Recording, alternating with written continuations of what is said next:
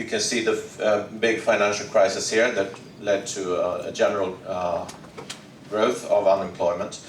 But you can see in different groups depending on what kind of education they have. As we could expect, the people with tertiary education has the lowest unemployment rates. But it doesn't actually differ that much if you compare it to the ones that have the upper secondary education, the gymnasium level. Provided that you have fulfilled, or at least almost fulfilled, the upper secondary level, you have a very, very good situation on the labor market today. The big gap when it comes to unemployment and participation in the labor market, I will show that later, is if you have the upper secondary level or not. So this means, of course, big problems for the ones that are born in Sweden and haven't managed to reach the upper secondary level, but also, of course, for adults coming into Sweden who haven't gotten an upper secondary level of education. Of course, I think we will see that the labor market will also adapt to the lack of labor force that we have right now. I think they're going to accept to a higher extent than before people with lower education, and have to say that, well, we have to re-educate them within the companies or within the public services.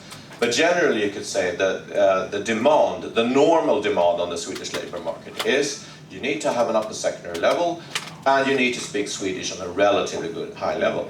And this is for some people, of course, a big challenge. When we look at the participation in the labor market, we can see differences and that is discussed a lot, that we have a lower participation among the foreign-born than we have among the Swedish-born. That is true. The difference is getting smaller, actually, because we've had, in the long term, for 20 years, we've had a raise of participation among the foreign-born people in Sweden. But if you look at this slide, you will see that it is very much a matter of educational level, rather than if you're foreign-born or Swedish-born. I would put it like this, that being foreign-born is initially a huge handicap, both in the educational system and on the labor market. But as time goes, it is more the educational level and the educational background that actually decides whether you have a participation in the labor market. As you can see, Swedish-born are the darker here, and the foreign-born are the purple color here. These are women and these are men. So what you can see is that we have a slightly lower participation in the labor market among women. And that is, if you look at the whole, the big difference between Swedish-born and foreign-born, because Swedish-born women have a very high participation in the labor market. In a European context, we have a higher participation among foreign-born women in Sweden than we have among women in many of the southern European countries. So that is important to remember.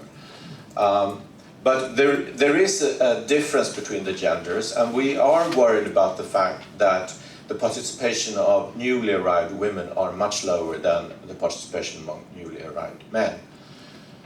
One part of this, it could be explained by differences in cultural, what is normal in the country that you come from. Do women participate in the labor market? But one part of it is also that from some other countries there are differences in educational level between men and women.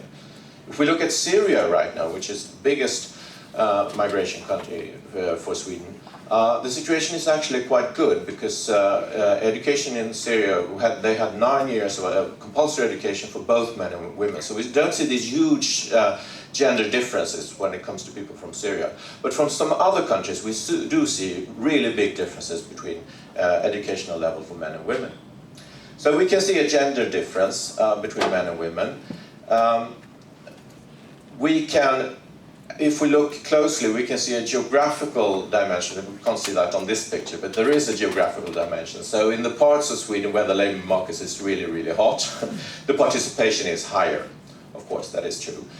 We know, for example, that the public the PES in Sweden, Arbetsförmedlingen, they can say that after 2 years in their introductory program, the participation in the labor market is 3 times as high in the Stockholm region as in some other regions in Sweden where the labor market isn't that hot. So geography does make a difference, gender does make a difference, but education makes a huge difference. And look at this, you can see that within the group of women, yes, there are differences between foreign-born and Swedish-born, but the big difference is if you have a tertiary education, upper secondary education, or just a primary education. That is the huge gap that we can see. We actually have one interesting thing here. As you can see, when it comes to men with only compulsory education, with only primary education, we have a higher participation in the labor market among the foreign-born than among the Swedish-born. Perhaps not that strange, because if you only have the compulsory level in Sweden today, or you're a grown-up and only have the compulsory level in Sweden, you often have some kind of problems because we have had such a huge educational system for a long time, so it's quite normal. The normal thing is to have the upper secondary level. So you could have, for example, neuropsychiatric problems or things like that. But anyway, we can see that the participation in the labor market is higher among short-educated foreign men than it is among short-educated Swedish-born men. Well, what are the challenges for the educational system and for different parts of the educational system? Well, one of them is growth. We have, I think for the first time, I've been working with educational issues for more than 20 years. I've never seen a situation where all parts of our educational system is growing, and quite fast too.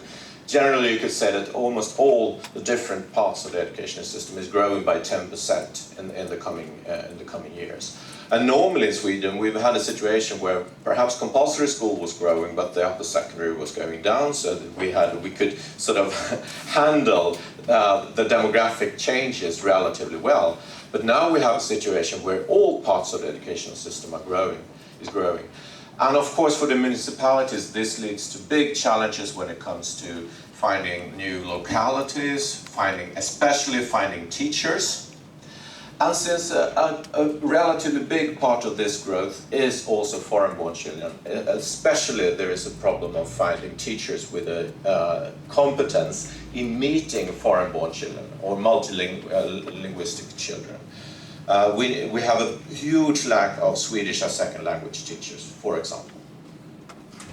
So the school system is growing. This is of course very good for Sweden in the long term, but right now there are considerable challenges for the municipalities to meet this growth in all parts of the system. Sometimes it's said in the debate that the foreign-born students in the Swedish schools are doing poorly, generally, or very poorly even. You can see headlines in the newspapers sometimes that is really appalling, I would say, and not correct. Because the truth is that we have big problems for the ones who arrive late in the compulsory year 7, 8, 9, or in the upper secondary level. Those are the students that have the problem. These are the results in the compulsory school system for the eligibility to go into upper secondary school. Girls and boys, Swedish-born, more than about 90%. And if you look at the foreign-born, the results are about 50%. And then it said, well, we have such huge differences in results when it comes to foreign-born or Swedish-born. Yes, but if you look at it more closely, these are foreign-born children who have started their school journey in Sweden, who came to Sweden before age of 7 when the compulsory school system starts. And as you can see, there are only minor differences between them and the ones that were born in Sweden. And if you look even closer, you can see that the differences that we have in that group could be 100% explained by the educational background of the parents. Differences. Because we have such differences between children's results, regardless if you're born in Sweden or in another country, that has to do with the educational level of the parents. But generally spoken, I would say that if you come to Sweden before the age of ordinary school beginning, there is no differences in results between foreign-born and Swedish-born children. The problem is, these are girls and boys who came to Sweden. We call it newly arrived, which means that they have arrived within 4 years before sort of exam from the compulsory school system. And as you can see, we are down on 25-30% or something like that. And if we look at the ones who came in year 9 from a 9-year education, I think we would have about 5 or 6% of them that managed to go into the upper secondary level. And of course, because what we do is basically that we measure what kind of knowledge they can express in Swedish. We have almost all the teaching in Swedish. So they have a really difficult time to develop Swedish as a working school language in such a short time. I think I will come back to what we need to do about that. So it's a matter of not being able to translate the knowledge that you have from your home country. Of course, it differs depending on if you had the chance to go in school in your own country or not. But we do have a problem here, and the problem is that we don't tend to get all of these children back into national programs, for example, on an upper secondary level. This is the other factor that is very important. I mentioned the parents' educational background. I sometimes say that class beats ethnicity any time. So the fact is that these are all children, regardless if you're born foreign-born or Swedish-born. And this is the educational background of the parents of the children and the results of the children in the Swedish compulsory system.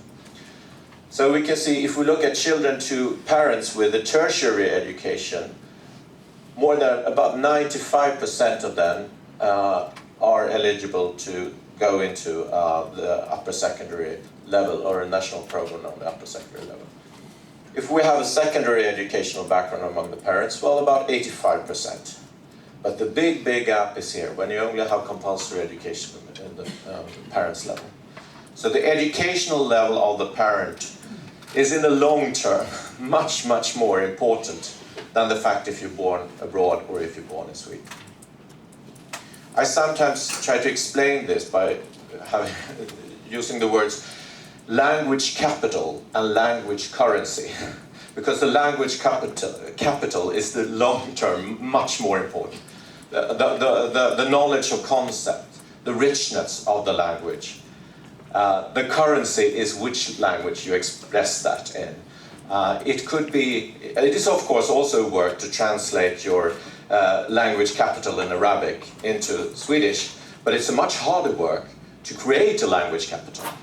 And that is why the parents' educational background has such a huge impact on the results of the children. We can see that when we look at different national groups of immigrant children in Sweden. For example, many of the Iranian children are doing fantastically in the Swedish schools. That has not necessarily to do with Iran as a country, but the fact that the refugees from Iran generally were very high educated. It's not unusual to have two doctoral educated parents for a child, and these children are doing extremely well in our schools. Whereas we have other groups that have low educational background and low educational traditions in their home countries. I think I'll jump over this. It's just saying that the proportion of newly arrived students in the schools are increasing fast. This is also a picture to show the volumes. We have a language introduction. If you're not eligible to the upper secondary level, to the national programs, you can go on a language introduction program. And this just shows how this language introduction program has grown so fast today. And if you visit municipalities, you would say that this is the big issue for us. How do we handle the fact that we have tripled the number of students in these language introduction classes? The idea is that they should go into a national program. But quite a few of them haven't got they come too late or haven't got this strong background in order for them to do that. We know that the National Agency of Education have done a survey on that, which shows that we have too few of the ones going to the language introduction program that ever goes in to the upper secondary level, which is of course a risk in the long term. So I am worried that the 40,000 students from the age of 13 to 18 that came during 2015, if we don't do things differently, relatively long proportion of them will go straight out into unemployment. So that is a big issue for us to work with that. And we need to do three things as far as I can see. We need to have a better progression for lately arrived students. And we can have that. We can work more, for example, with their mother language as support in their schoolwork.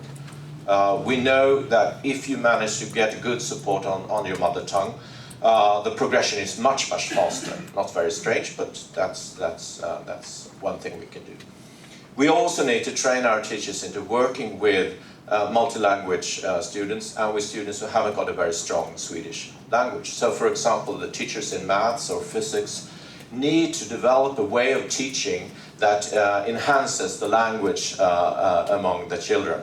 It's not a matter only for the Swedish as second language teacher. And this language development teaching, I would say, is good for everyone. Not only for the immigrant children, but also for the working class children whose language isn't that rich. They haven't got the concepts either. They need to get them, they need to earn, they need to work with the language in order to be able to go on with their learning. So you can't say, I teach chemistry, language is someone else's matter. Language is knowledge, and all teachers need to work with that. These students also need more time.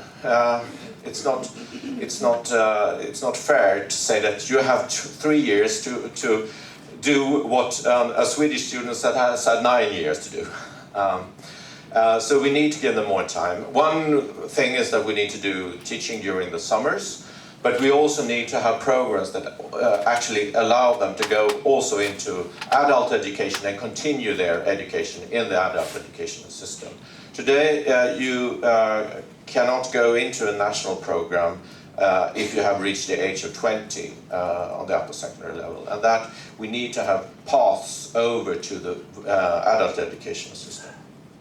We also need, I think, to have some shorter vocational programs that can be continued to be a full upper secondary education, but in order to enable young people to come out into the labor market, we need to have shorter educational programs right now, and we need to orient them towards the big lacks that we have in the labor market for different occupations.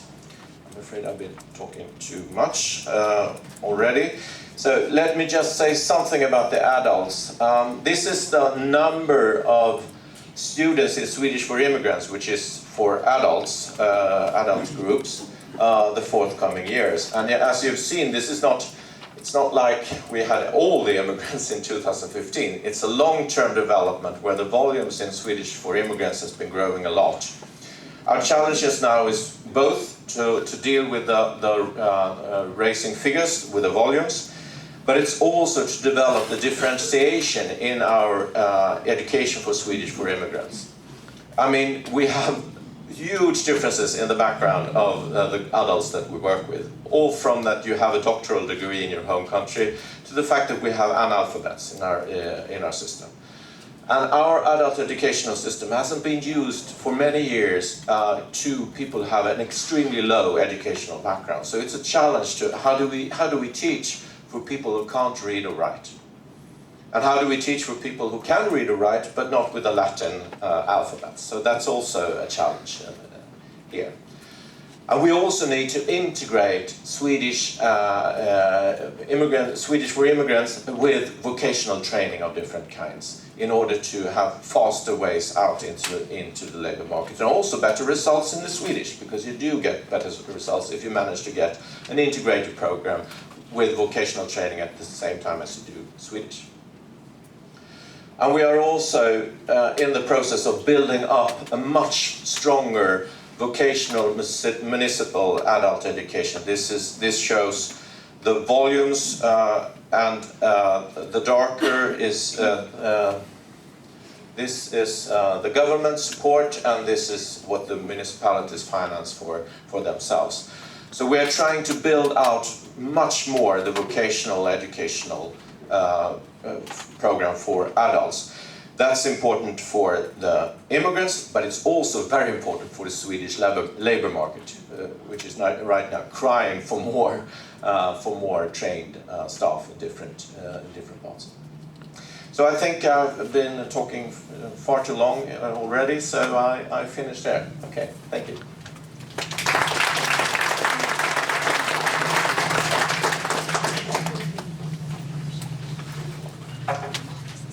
Thank you, Erik, and for this very interesting expose of the links